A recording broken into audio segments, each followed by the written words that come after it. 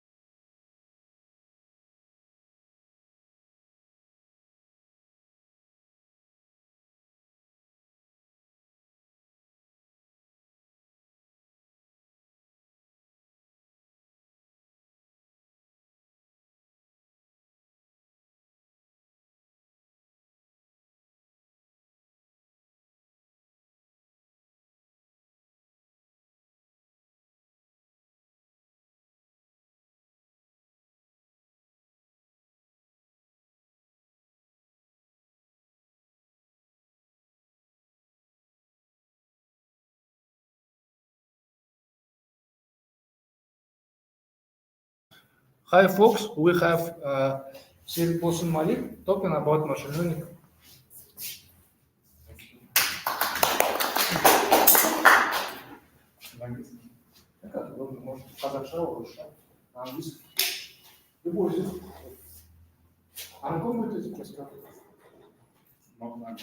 This presentation will be in English.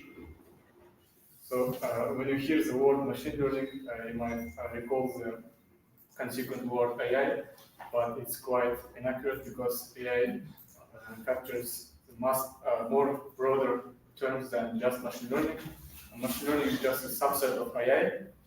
So let's move further. And let's try to understand machine learning from the top-down approach.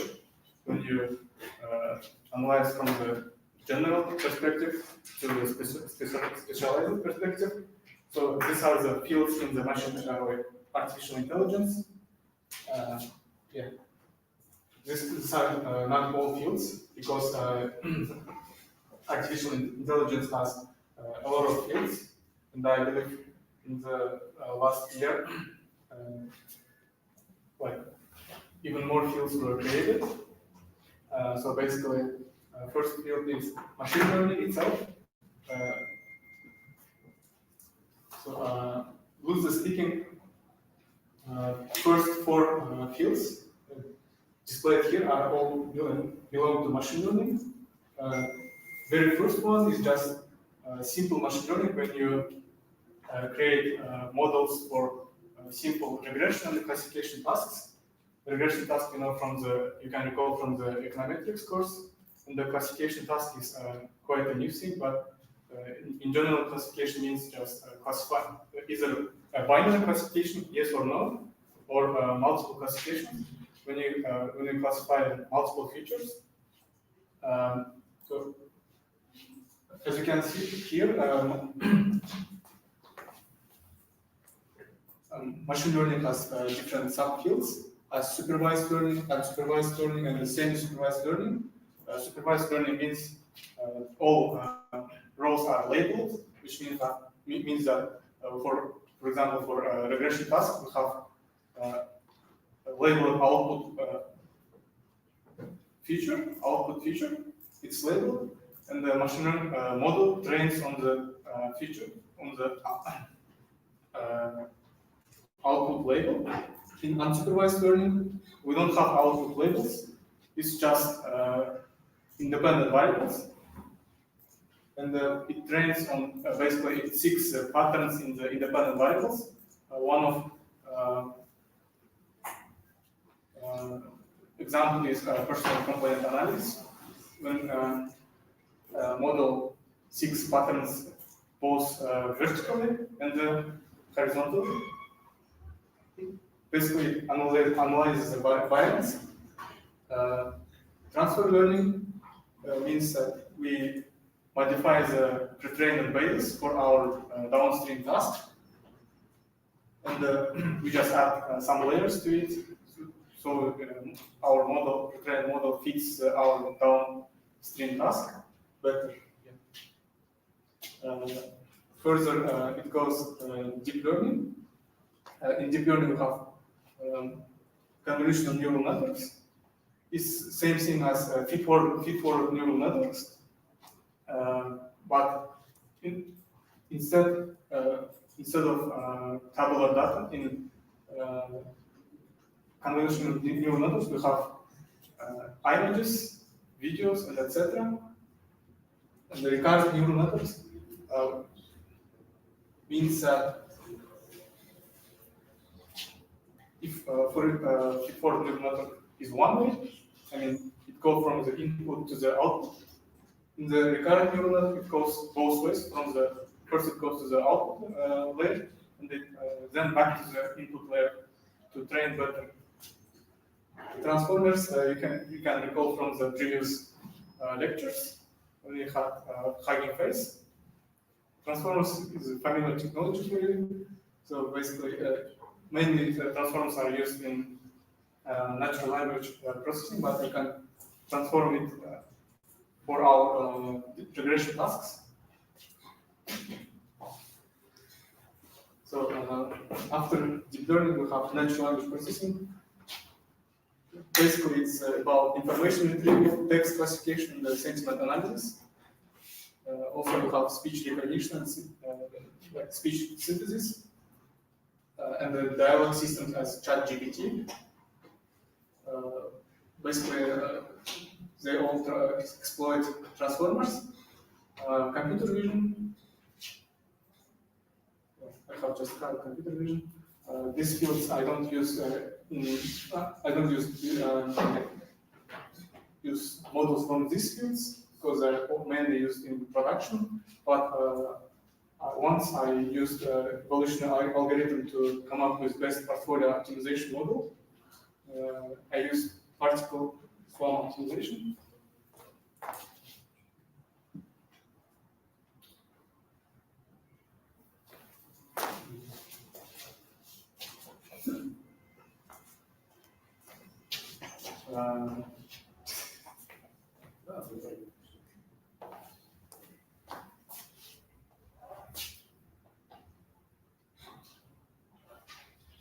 So this one is basically neural networks are inspired from the human neurons, while these evolutionary algorithms are inspired from the DNA and the overall human DNA and the overall human evolution. They just copy these patterns and exploit them in the model.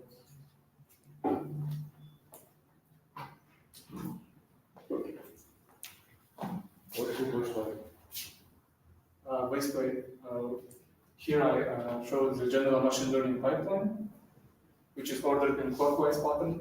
It starts from identifying the business task. Business tasks are can be varied. For example, in finance, for the classification task, we can, for example, there is we can analyze the credits for the insolvent parties, which is one of the main problems in Kazakhstan. Also, we can analyze the fraud patterns using classification models. First, yes, we identify the business task. Then we collect the data. Data collection, we should establish a ETL process, exchange, transform, load, and then it goes data processing, pre-processing. Data pre-processing means handling the not assigned cells. Like we impute cells with different values such as median, mode, and the most frequent. Then it goes feature selection and engineering. In most of the case, I skip the feature selection because in some cases it might significantly reduce the accuracy of our model. But if, for example, for a regression task, your independent variables correlate with each other, you can merge two features with each other, and it will be called feature engineering model. So then it goes after feature selection, it goes model selection. Here we select either simple model or ensemble model. Ensemble model means it's a combination of multiple simple models, and the ensemble model basically averages out the result from all simple models, and it's more accurate.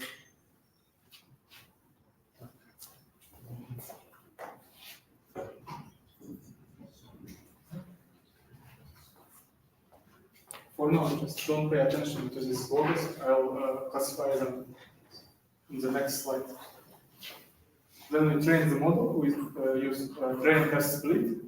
For example, we can allocate 80% of our data to the training process and 20% of our data to the validation, so that we know our model is not overfitting or underfitting. In most of the cases, split is 80 to 20, but in some cases it can be 70 to 30, depends on the task. Model evaluation. In the model evaluation part, we evaluate the overall model performance, how it accurately predicts the required output. We use mainly scikit-learn evaluation metrics from the scikit-learn library. For the regression task, our evaluation metric can be R squared, mean absolute error or root mean square. And for the accuracy, we have accuracy. Well, for the classification task, we have accuracy score, F1, out row, and recall. These are different evaluation metrics. Then it goes model optimization.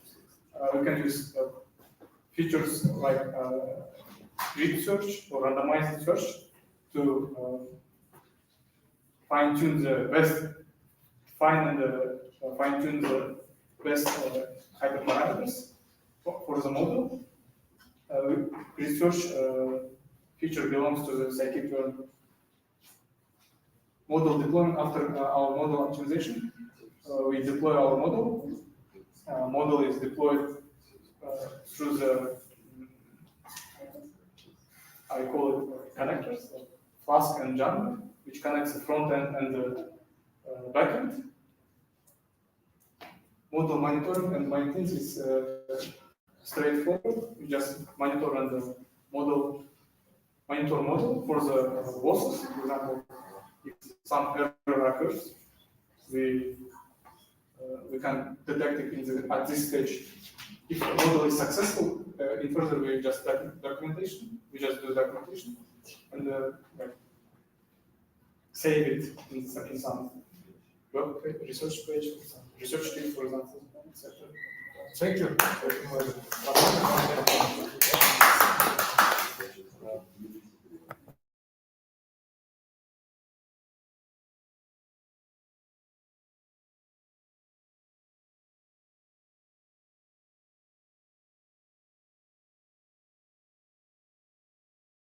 Вот, прикольно.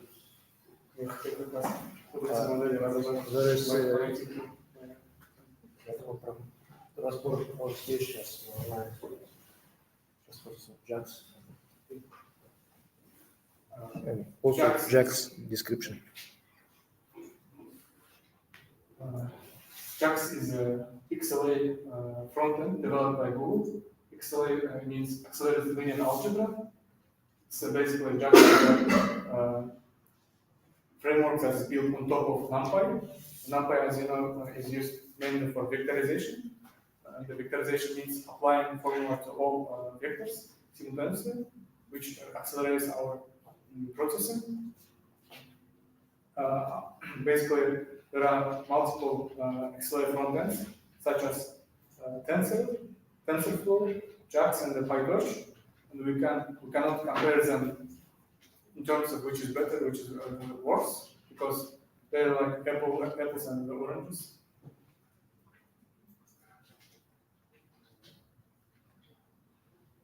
Here is a simple code that shows the benefits of applying JAX. For example, first advantage of JAX is compatibility with the NumPy. We can simply convert the NumPy arrays to the JAX arrays, which means that it will be no challenge for us to do it in our real models.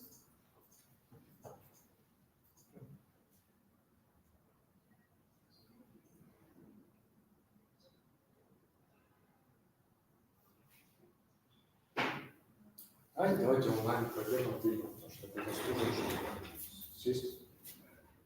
Потому что Thank you, guys. So we'll have separate online about this JAX code because today I think too much. Bye bye. Просто еще